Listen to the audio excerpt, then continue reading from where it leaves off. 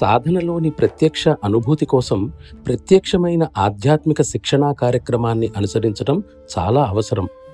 దీనికి సరైన మార్గదర్శకత్వం అవసరం. పుస్తకాల ద్వారా మార్గదర్శకత్వాన్ని పొందడం వలన ఈ విషయంలో ప్రయోజనం పెద్దగా ఉండదు.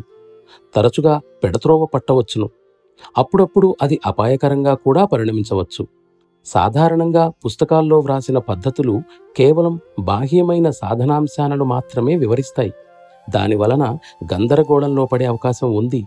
కేవలం మందుల పేర్లు, వాటి గుణగణాలను పుస్తకాల్లో చదివి తెలుసుకున్నంత మాత్రాన ఎవ్వడూ వైద్యుడు కాలేడు. అదేవిధంగా దైవం, ఆత్మ, మార్గంలో వివిధ ఆధ్యాత్మిక దశలు మొదలైన విషయాలన్నింటినీ బాహ్యంగా తెలుసుకున్నంత మాత్రాన లక్ష్యాన్ని సాధించినట్లు కాదు. ఈ రోజుల్లో కపట గురువులు కూడా ఈ పదంలో మార్గదర్శకత్వం వహిస్తామని చెబుతూ ప్రజలను మభ్యపెట్టి పురోగతి గురించి తప్పుడు హామీలు ఇస్తుంటారు. మరి జనం కూడా వాళ్ళు నిర్దేశించిన పద్ధతులు తమ భౌతిక, మానసిక, ఆధ్యాత్మిక వికాసానికి అసలు తోడ్పడుతున్నాయో లేదో కూడా అర్థం చేసుకోవటానికి ప్రయత్నించరు. చాలామంది విషయంలో పురోగతి చెందినట్లు భావించిన వారు కూడా జీవాత్మ, మాయ, బ్రహ్మ వంటి తాత్విక వివాదాల్లో చిక్కుకుపోయి ఉంటారు.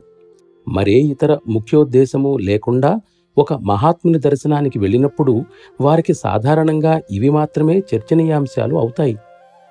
అటువంటి ప్రశ్నలకు సమాధానం దొరికినప్పటికీ అది వారి ఆధ్యాత్మిక ప్రయోజనానికి ఏ విధంగానూ ఉపయోగకరం కాదు. మరి ఇది వారికి ఏ విధంగా ప్రయోజనం కాగలదు? అది కేవలం బుద్ధిపరమైన గారడియే తప్ప మరొకటి కాదు.